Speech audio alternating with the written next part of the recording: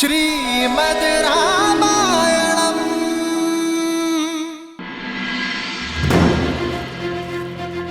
आइए प्रभु, आइए। प्रभु, महाराज सुग्रीव बाली को द्वंद्व की चुनौती देकर यहीं पर लाएंगे। प्रभु, इस स्थान से आप युद्ध क्षेत्र पे पूरी दृष्टि रख पाएंगे और आपके लक्ष्य के बीच कोई भी बाधा नहीं आएगी।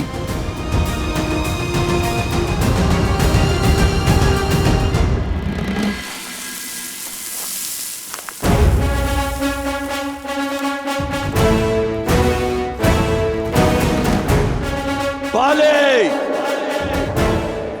बाहर निकल। कहां छुप के बैठा है कायर? बाले, बाहर निकल, बाहर निकल कायर।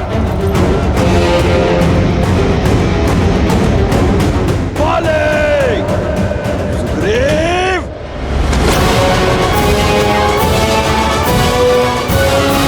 रुक जाइए स्वामी।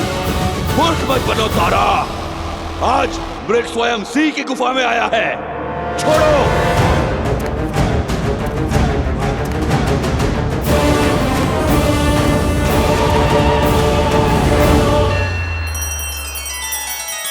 श्री रामचंद्र कृपालु भजु मन हरण भव भय दारुणम्। नव कंज लोचन कंज मुख कर कंज पद कंजारुणम्। सिया राम, सिया राम, सिया राम, सिया राम। आदर्श और मर्यादा की है ये कथा महापावनम्। काट मद श्री से मिला दे श्रीमद् रामायणम्। श्रीमद् रामायणम्। सिया राम, सिया राम, सिया राम, सिया राम।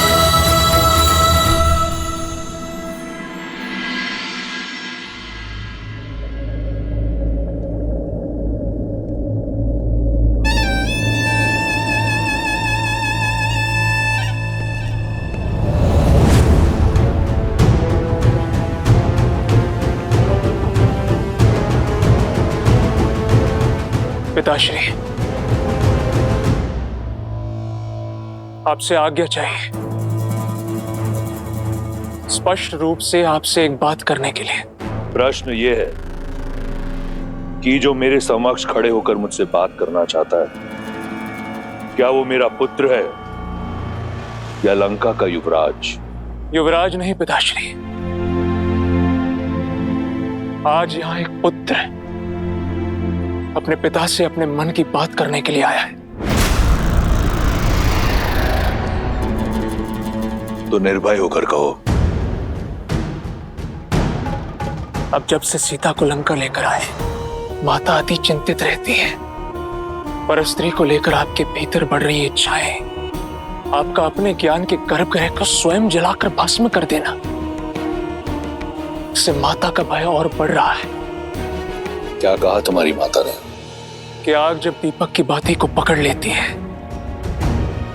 तो बाती से पूर्व वो उसके भीतर के तेल को जलाती है और फिर बाती भस्म हो जाती है। लंका का वैभव भस्म हो रहा है पिताश्री, और उसका प्रारंभ हमारे अपने ज्ञान के भंडार से हुआ है। तो अब रावण के आचरण से लंका के युवराज को समस्या होने लगी है। नहीं पिताश्री, मैं केवल एक सरल समाधान लेकर आया हूं। आप मुझे आज्ञा दीजिए, मैं अभी उस राम को मारकर उसका मृत शरीर सीता को दिखाता हूं। बस एक बार उसकी आशा दम तोड़ दे तो वो आपको स्वीकार कर लेगी। राम की मृत्यु उपरांत सीता अपनी पतिव्रता धर्म से मुक्त हो जाएगी। तब वो आपसे विवाह अवश्य करेगी, और आपसे विवाह होने के पश्चात सीता का हमारे परिवार का भिन्न अंग बन जाने के पश्चात आपकी प्रतीक्षा के साथ साथ माता की चिंताएं भी सदा सदा के लिए समाप्त हो जाएंगी। जब विधाता ने स्त्री बनाई तो उसे 5 नहीं 6 तत्वों से बनाया। वो छठा तत्व है चिंता। जब मैंने तुम्हारी मां को शादी का प्रस्ताव दिया तो वो चिंतित हुई।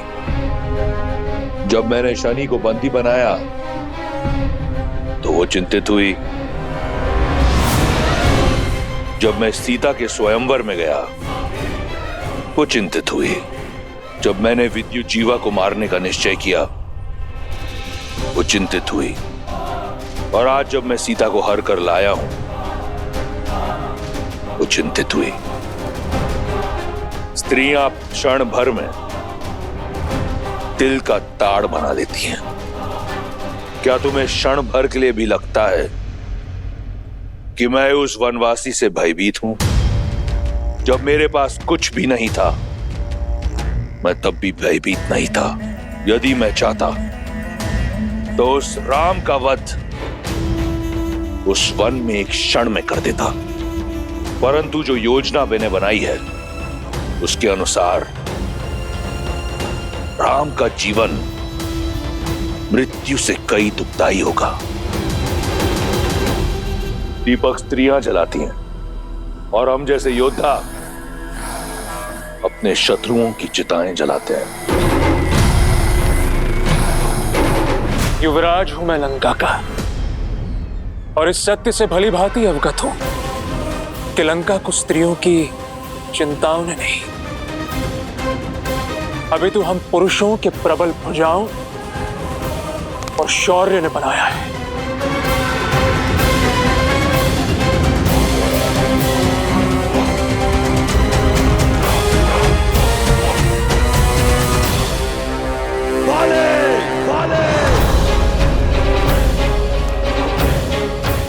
अंगद,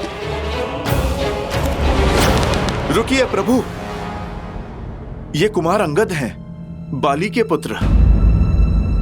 महाराज सुग्रीव भी इन्हें अपने पुत्र की तरह मानते हैं। चाचा श्री प्रणाम। चाचा श्री यशस्वी भव। आप जानते हैं पिताश्री आपके प्राणों के प्यासे हैं। क्यों आए आप यहाँ? लौट जाइए चाचा श्री। लौट कर ही तो आया हूं।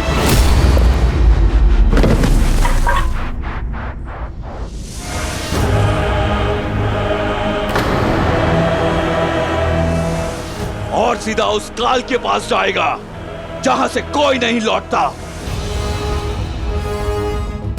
चलो, अच्छा हुआ तुम सामने तो आए, अन्यथा मुझे संदेह होने लगा था कि तुम मेरे कुल के हो या नहीं। ललकार देकर मरोगे तो कम से कम ये कह पाऊंगा कि मैंने एक भगोड़े का आखेट नहीं किया, एक साहसी को वीर गति दी। मेरा कुल कलंक से बच जाएगा। मैं भी यहां युद्ध की मंशा से ही आया हूं, तो मृत्यु प्राप्त करने के लिए सज्ज हो जाओ।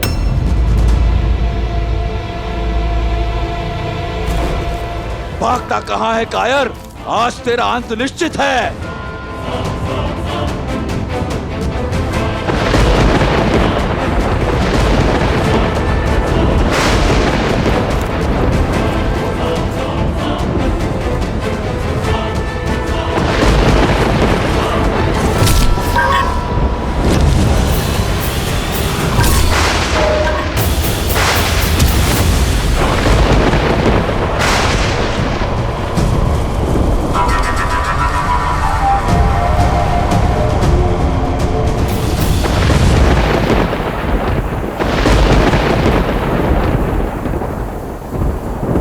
देखा प्रभु, कैसे बाली ने महाराज सुग्रीव की आधी शक्ति ले ली।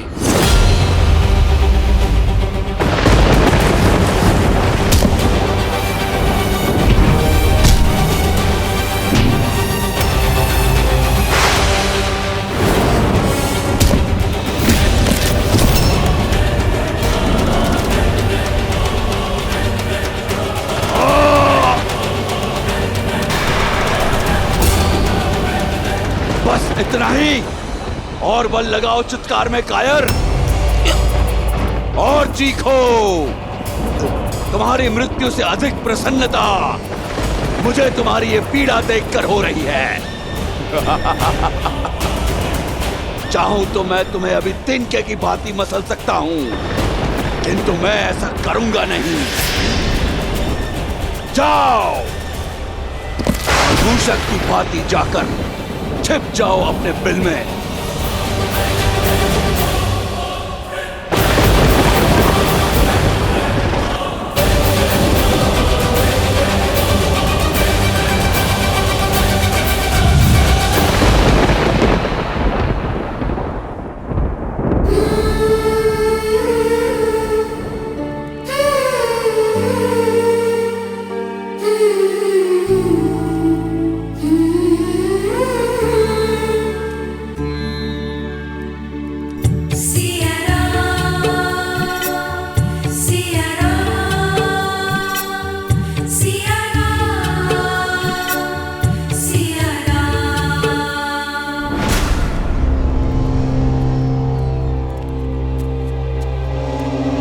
खा लो,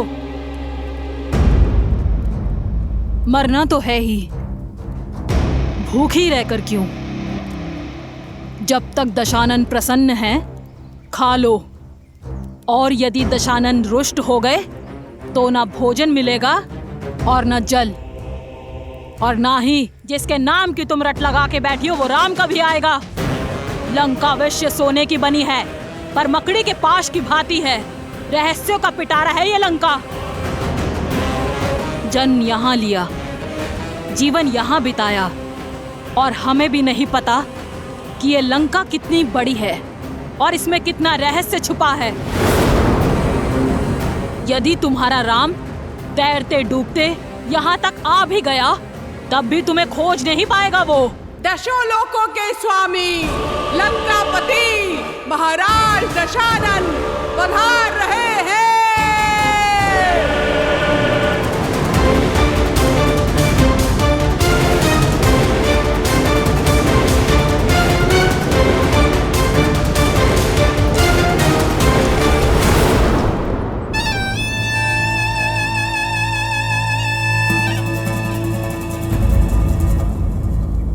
आओ सीता, चलो मेरे साथ। ये मेरा सबसे प्रिय अनुज, मेरा सबसे घनिष्ठ मित्र, मेरे पुत्र समान और मेरा सबसे विश्वासप्रद मंत्री विभीषण है। ये एक वनवासिनी का हरण करने वाले राक्षस का आदेश नहीं, लंकेश दशानन रावण का अयोध्या की महारानी से विनम्र निवेदन है। इसलिए राजधर्म और नीतियों का पालन करते हुए मैं अपने मंत्री को अपने साथ लाया हूं। मिथिला नरेश की मैथिली हो तुम, अयोध्या की रानी हो तुम। एक राजा का निमंत्रण अस्वीकार करना अयोध्या की नीति नहीं। क्या अयोध्या की रानी अपने राजधर्म से विमुख हो जाएगी? नहीं। आओ मेरे साथ, ये लंकेश तुम्हें लंका की भव्यता दिखाना चाहता है।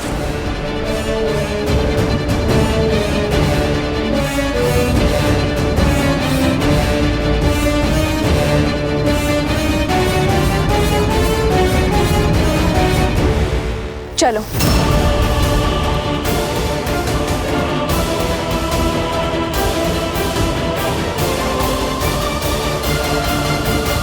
महादेव, रावण सीता को कहां ले जा रहा है? उद्देश्य क्या है उसका? अहंकार। अहंकार का केवल एक ही उद्देश्य होता है देवी, स्वयं को दूसरों से अधिक श्रेष्ठ दिखाना।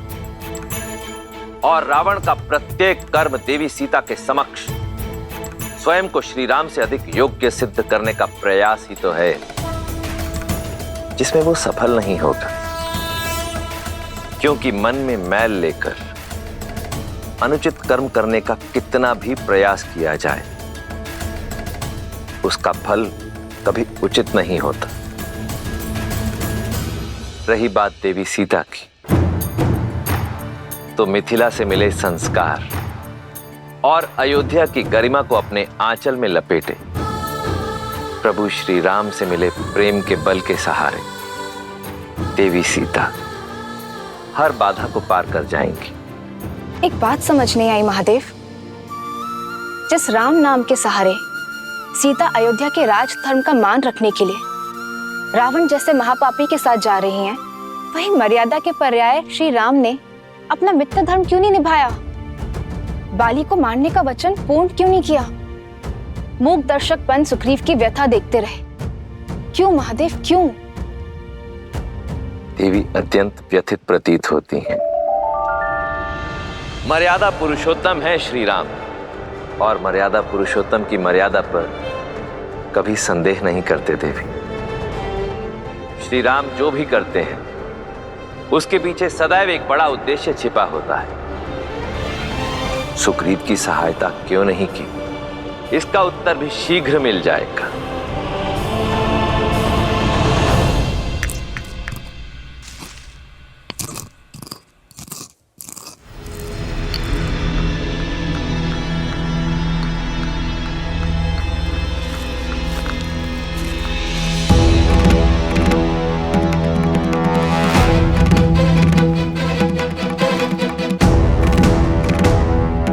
मेरे घाव पर औषधि लग रही है अयोध्या कुमार। आप क्या नमक छिड़कने आए हैं? लक्ष्मण, तुम्हें बहुत घमंड था ना अपने भाई की शक्ति पर, लक्ष्य पर। क्या हुआ? बाली को देखकर धनुष उठाने की शक्ति नहीं बची, या लक्ष्य नहीं साध पाए उस दूरी से? सुरक्षा का वचन देकर विमुख हो गए आप।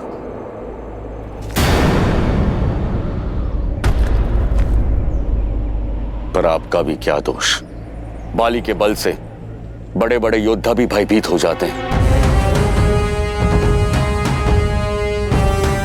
आपके हाथ भी भय से कांप गए होंगे। सीमा मत लांघिए वानर राज, भूलिए मत जिन पर लांछन लगा रहे हैं वो रघुवंशी दशरथ नंदन श्री राम हैं, जिनके शौर्य का तेज ढक सके ऐसा मेघ अब तक जन्मा नहीं है। शांत हो जाओ लक्ष्मण। मेरे मित्र को उल्हाना देने का पूरा अधिकार है। तन की पीड़ा से अधिक मन की पीड़ा का बाहर निकलना आवश्यक है।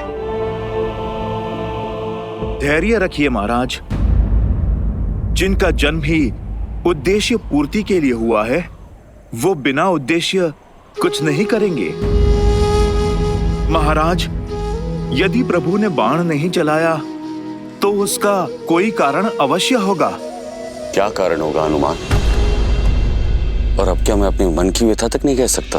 आप पर आपकी मित्रता का विश्वास का मोल अपने जीवन से चुकाना पड़ सकता था मुझे। ऐसी होती है मित्रता। सच्ची मित्रता तो वो है जो अपने मित्र को हानि से बचाए, उसके प्राण की रक्षा करे, ना ही उसके प्राणों का संकट बन जाए। मित्र, मैंने बाण इसलिए नहीं चलाया मित्र, क्योंकि तुम्हारे प्राण रक्षा करना चाहता था। धनुष मैंने अवश्य उठाया था, लक्ष्य भी साधा था, ना अपना वचन भूला हूं मित्र, और ना ही बाली से भयभीत हुआ हूं। हाँ, भ्रमित अवश्य हुआ हूं। मुझे ये ज्ञात ही नहीं था मित्र कि आप दोनों भाई दिखने में बिल्कुल एक समान हैं। आप दोनों का रूप रंग, भाव भंगिमा, आकार विकार, नाक नक्श इतने समान हैं। ये सत्य है मित्र कि मैं ये निर्णय ही नहीं कर पाया कि आप दोनों में से कौन बाली है और कौन सुग्रीव।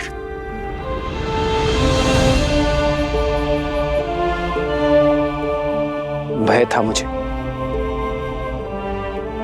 अपने मित्र को खोने का, उसके प्राण हरने का। बाली के स्थान पर यदि मेरे बाण आपको लक्ष्य बना देते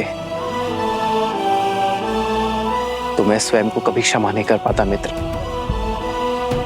बस यही कारण है कि मेरे हाथ रुक गए।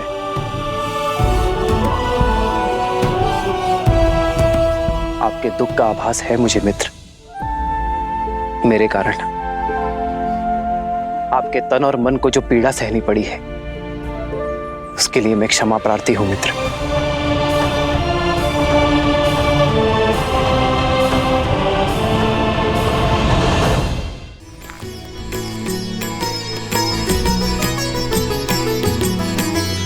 एक रूप तुम भ्राता दो, तेहि भ्रमते नहीं मरे सो।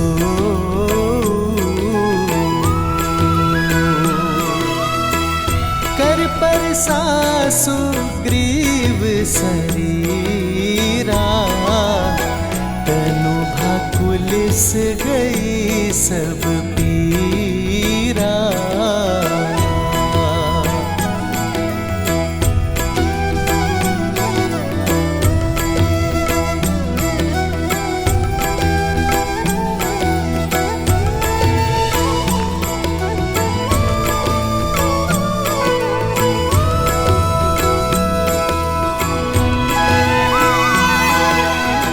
क्षमा मांगकर मुझे और लज्जित ना करे श्री राम। क्षमा तो मैं चाहता हूं, अपने अज्ञान के लिए ये आपका भाव नहीं समझ पाया। मन की पीड़ा आपके शब्दों ने हर ली और तन की पीड़ा तो आपके स्पर्श मात्र से ही समाप्त हो गई। मेरे सारे संशय दूर हो गए, हृदय के सारे द्वंद्व मिट गए। नई चेतना जगाई है आपने। धन्य है श्री राम, धन्य है।